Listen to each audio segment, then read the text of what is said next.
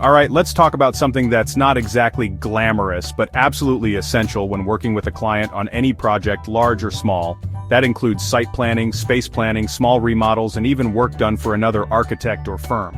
I know, formal contracts can feel like a pile of paperwork you just want to skip, but trust me, that's a shortcut you don't want to take.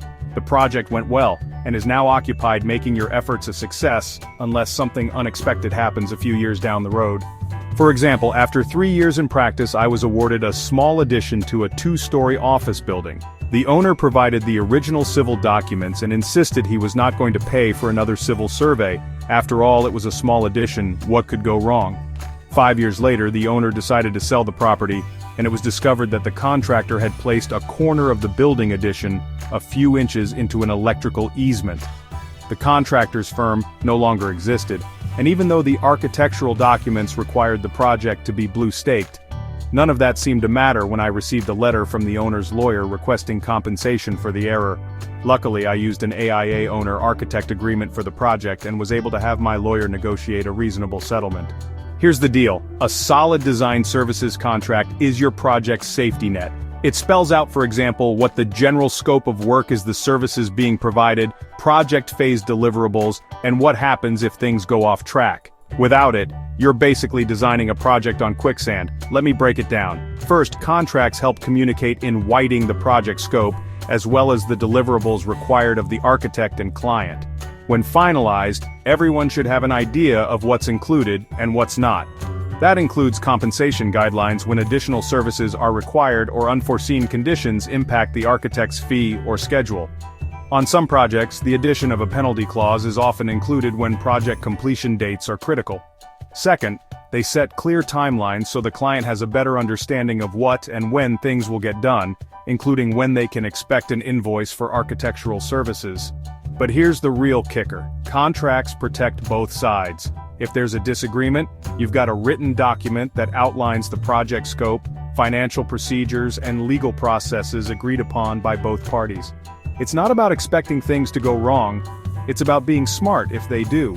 What happens if the client fails to pay the remaining fee for services rendered, or the owner stretches out the design phase due to client changes beyond what might be considered reasonable? And don't forget about intellectual property, such as who owns the drawings or designs. The contract clears that up too. I don't know about you, but over the years, I've learned that how I interpret specifications and notes on drawings is not always the same as that of a lawyer. So before doing any major editing to a services agreement, consider reviewing your proposed changes with your insurance provider or lawyer to ensure the changes are interpreted as you intended. Be cautious of client-requested contract changes, as their primary purpose is to benefit the owner, not the architect, and may not be insurable. A common thread in architecture, as in any business, is that you don't always win when negotiating contractual terms with a client. It is not easy to reject a project over a contract provision when the firm needs the revenue, and people are depending on the firm for their livelihood. Keeping the lights on financially is not an easy task, especially in highly competitive professions like architecture. So, sometimes concessions are made and risk accepted to win the prize. Should that happen, make your team aware of any issues that might impact their ability to design the project.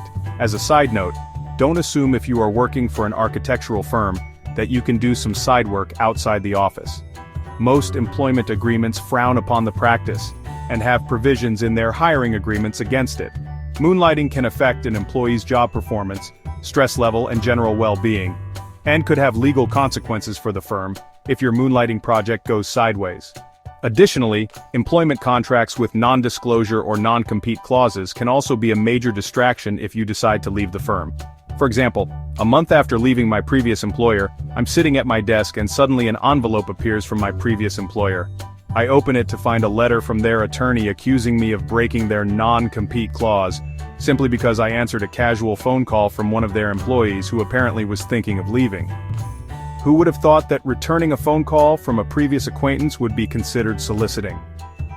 In closing, remember that contracts, no matter what they are for, are not just legal red tape. Look at some of the AIA contracts to become familiar with their contents, or take the time to attend a seminar for a more in-depth understanding.